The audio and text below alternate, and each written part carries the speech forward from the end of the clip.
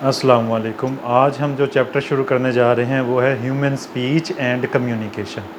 आपको पता है कि इसमें हम दो मशहूर ब्रेन एरियाज़ का तज़करा करेंगे, एक है ब्रोका एरिया और एक है वर्निक एरिया। इससे पहले हम थोड़ा सा इंट्रोडक्शन करेंगे ह्यूमन स्पीच का और कम्युनिकेशन की इम्पोर्टेंस का। The study of speech communication is the study of human symbolic behaviour in many forms. Speech is the oldest academic discipline. अगर बात की जाए गुफ्तगू की, बोलने की, इंट्रैक्शन की, तो इससे पुरानी क्या चीज़ हो सकती है। Tracing its roots to Aristotle, अरस्तु से इसकी जड़ें मिलती हैं। इतना पुराना डिसिप्लिन है ये कम्युनिकेशन या स्पीच का, और इसकी बीमारियाँ और इसके बारे में जितनी भी इंफॉर्मेशन है वो। And one of the most modern in its concern with interpersonal relationship. सबसे ज़्यादा जो अहम है वो है इंटरपर्सनल रिलेशनशिप, जो इसमें मॉडर्न कंसेप्ट समझा जाता है। पहले इंट्रापर्सनल रिलेशंस की तो बात करते हैं, हम एक दूसरे के साथ जो हम गुफ्तगू करते हैं, कम्युनिकेट करते हैं, उसके लिए किसी लैंग्वेज का सहारा लेते हैं। तो हमारे ब्रेन में कोई एरिया तो है जो लैंग्वेज सेंटर कहलाएगा, जो इस स्पीच का ज़िम्मेदार होगा। तो मैं शॉर्ट आपको पहले बता दूं समरी कि ब्रोका एक आदमी था, उसके नाम से ब्रेन के उस एरिया का नाम ब्रोका एरिया पड़ गया, जो कि इंसानी जबड़े को कंट्रोल करता है। इससे पता चलता है कि वो प्रोडक्शन ऑफ स्पीच का ज़िम्मेदार है। यानी ब्रेन में एक एरिया है जिसे ब्रोका एरिया कहते हैं, जो हमारी स्पीच की प्रोडक्शन का ज़िम्मेदार है। अगर जबड़ा मूव करेगा तो ही स्पीच होगी, अदरवाइज़ नहीं होगी। इसी तरह एक ब्रेन का एरिया है जिसे वर्निक एरिया कहते हैं। वर्निक भी एक आदमी है जिसने ये फाइंड किया, उसकी डेथ के बाद उस एरिया का नाम वर्निक एरिया रख दिया गया, जो कि कॉम्प्रीहेंशन ऑफ स्पीच का ज़िम्मेदार है। यानी कि जब कोई बोलता है तो उसकी स्पीच को समझने की जो ताकत होती है वो ब्रेन का वर्निक एरिया कंट्रोल करता है। Communication helps us from relationships. Communication की ही वजह से हम रिलेशनशिप कायम करते हैं, अपने रिश्तेदारियां निभाते हैं, दोस्तियां निभाते हैं।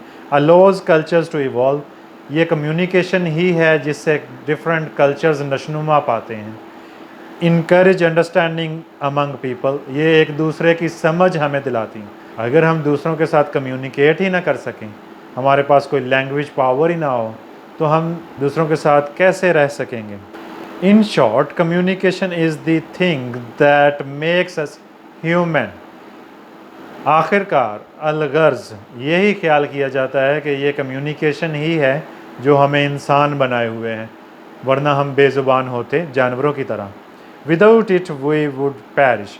अगर ये कम्युनिकेशन, ये लैंग्वेज, ये स्पीच ना होती तो हम फना हो जाते, तबाह हो जाते। इसके बाद हम ब्रेन एरियाज़ की बात करेंगे। Brain areas related to speech. सबसे पहला एरिया है ब्रोका एरिया, दूसरा एरिया है Wernicke area.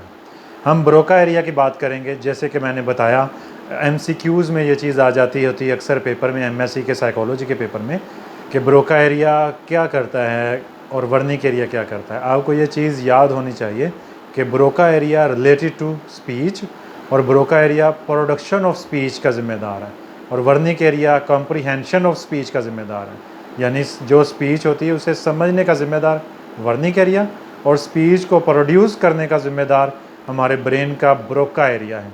Broca's area, the first language area within the left hemisphere, ये हमारे लेफ्ट हेमिस्फेयर में होता है। To be discovered is called Broca's area, इसे डिस्कवर किया गया और इसका नाम ब्रोका एरिया रख दिया गया after Paul Broca.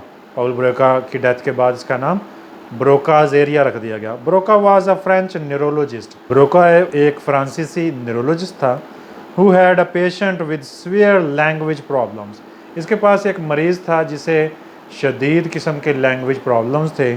Although he could understand the speech of others with little difficulty, अगरचे ये दूसरों की स्पीच को अंडरस्टैंड कर लेता था लेकिन थोड़ी मुश्किल के साथ। The only word he could produce was tan, एक ही लफ्ज़ था जो ये प्रोड्यूस कर पाता था, प्रोनाउंस कर पाता था, वो था टैन। तो इस वजह से because of this Broca gave the patient the pseudo name, fictitious name. Broca ने उसका फ़र्ज़ी नाम रख दिया टैन। उसके जो वर्ड वो प्रोनाउंस करता था तो उसके वर्ड से ही उसका नाम टैन रख दिया। आफ्टर द पेशेंट डाइड, जैसे ही वो मरीज़ मर गया, Broca performed N autopsy, Broca ने उसका पोस्टमार्टम किया एंड डिस्कवर्ड दैट और इस चीज़ का पता लगवाया, ये चीज़ डिस्कवर की, an area of the frontal lobe, कि ब्रेन में फ्रंटल लोब में एक एरिया है just ahead of the motor cortex. Motor cortex से ज़रा सा आगे एक एरिया ऐसा है कंट्रोलिंग द माउथ, जो इंसान के माउथ को कंट्रोल करता है, उसके जबड़े को कंट्रोल करता है, हैड बीन सीरियसली डैमेज्ड। उस पेशेंट का जबड़े को कंट्रोल करने वाला एरिया इंतहाई डैमेज था, तबाह हो चुका था। इस वजह से बरोका ने ये चीज़ पता लगवाई कि यही वो एरिया है जो स्पीच का ज़िम्मेदार है, क्योंकि ये शख्स बोल नहीं पाता था और इंतहाई मुश्किल से एक ही वर्ड प्रोनाउंस कर पाता था, 10। He correctly hypothesized that this area was responsible for speech production. उसने ये मफरूज़ा कायम किया और साबित किया कि यही वो एरिया है जो स्पीच का ज़िम्मेदार है, प्रोडक्शन ऑफ स्पीच का ज़िम्मेदार है। Physicians called the inability to speak aphasia. Physician जो डॉक्टर हजरात हैं, माहिर अमराज हैं, वो ना बोल पाने की सलाहियत को कहते हैं अफेजिया, यानी कि नाकाबिलियत, बोलने की नाकाबिलियत को अफेजिया कहा जाता है। And the inability to produce speech was therefore called Broca's aphasia. और अगर कोई शख्स बोल ना पाए जस्ट बिकॉज, क्योंकि ब्रोका एरिया डैमेज हो चुका है, तो उसे ब्रोकाज अफेजिया कहेंगे। और एक्सप्रेसिव अफेजिया, और इसको एक्सप्रेसिव अफेजिया भी कहेंगे। ये हम नेक्स्ट लेक्चर में स्पीच डिसऑर्डर्स में डिस्कस करेंगे। Someone with this kind of aphasia has little problem understanding speech. जिसको ब्रोकाज अफेजिया होता है या जिसका ब्रेन का ब्रोका एरिया डैमेज होता है, उसे ये प्रॉब्लम होता है कि वो समझ तो लेता है स्पीच को, लेकिन थोड़ी मुश्किल के साथ। But when trying to speak, जब बोलने लगता है तो बोल नहीं पाता। themselves are capable only of slow, और जो बोलता है वो इंतहाई स्लो बोलता है। लेबोरियस टॉक, लेबोरियस मेहनत तलब, ऐसा बोलता है जैसे बहुत मेहनत से बोल रहा हो फिर भी उसे बोला नहीं जाता। ऑफन स्लर्ड, ऐसे अफराद की जो स्पीच है वो स्लर्ड होती है। वर्ड सैलड, मिक्सचर बना के ये बोलते हैं। सीक्वेंसेस ऑफ वर्ड्स, इनकी जो वर्ड्स की सीक्वेंसेस है वो आगे पीछे हो जाती हैं। They don't produce complete sentences. It turns out that Broca's area is not just a matter of getting language out in a motor sense. ऐसा है कि ये complete sentences बोल ही नहीं पाते, क्योंकि इनके ब्रोका एरिया में डैमेज होती है कोई चीज़, तो इस वजह से ये अपनी प्रोडक्शन ऑफ स्पीच की सलाहियत खो देते हैं। Though it tends to be more generally involved in the ability to deal with grammar itself. ऐसा नहीं है कि ये सिर्फ बोल ना पाएँ या वर्ड आगे पीछे करें, बल्कि इनकी ग्रामर भी बहुत पुअर होती है, इनकी ग्रामेटिकल सीक्वेंसेस में भी गड़बड़ होता है। At least the more complex aspects of grammar, या इनको ग्रामर की पेचीदगियों का पता नहीं होता। For example when they hear sentences that are put into passive form, मिसाल के तौर पे जब ये पैसिव सेंटेंसेस को सुनते हैं या एक्टिव सेंटेंसेस को सुनते हैं तो उनको पैसिव कर लेते हैं। दे ऑफन मिसअंडरस्टैंड, वो उसको समझने में गलती करते हैं। If you say that boy was slapped by the girl, एक लड़के ने एक लड़की से थप्पड़ खाया, इस सेंटेंस को ये क्या समझेंगे? They may understand you as communicating that, ये समझेंगे जैसे आपने ये बात कही है, the boy slapped the girl, लड़के ने लड़की को थप्पड़ मारा। अब हम देखेंगे कि damage to Broca's area, damage to Broca's area is called Broca's aphasia, जिस पे हमने पहले बात की। ये एक स्पीच डिसऑर्डर हो जाएगा। अगर ब्रोका एरिया डैमेज है तो ब्रोकाज अफेजिया होगा, जिसे एक्सप्रेसिव अफेजिया भी कहते हैं। इसमें क्या होगा, फ़र्द दूसरों की स्पीच को डिफ़िकल्टी के साथ समझ तो लेगा थोड़ा बहुत, लेकिन उसे खुद से बोला नहीं जाएगा, क्योंकि उसकी जबड़े की मूवमेंट जिस ब्रेन एरिया ने कंट्रोल करनी है, सॉरी लेफ्ट हेमिस्फेयर में है, वो एरिया डैमेज है।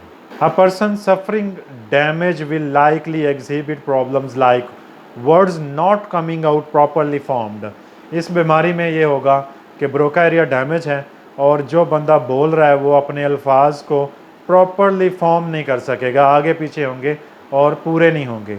स्लोड और आहिस्ता बोल पाएगा, स्लर्ड स्पीच करेगा, वर्ड्स मिक्सचर कर देगा, सैलड बना देगा। प्रिवेंशन ऑफ प्रोड्यूसिंग वर्ड्स, उससे वर्ड प्रोड्यूस नहीं हो पाएंगे। And possibility of not being able to comprehend language, और यह भी पॉसिबल है कि वो लैंग्वेज को समझ भी ना पाए, यानी उसके वर्निक एरिया में भी खलल हो। अगर वर्निक एरिया में खलल ना भी हो तो ब्रोकास अफेजिया की वजह से इनको दुश्वारी ज़रूर होती है दूसरों की स्पीच को समझने में। That's it. कोई क्वेश्चन हो तो पूछ सकते हैं। इंशाल्लाह हम अगले लेक्चर में वर्निक एरिया पे बात करेंगे। हमारी वीडियो अच्छी लगे तो इसे ज़रूर लाइक कीजिए, शेयर कीजिए और हमारे चैनल को सब्सक्राइब करना मत भूलिएगा। अल्लाह हाफिज़।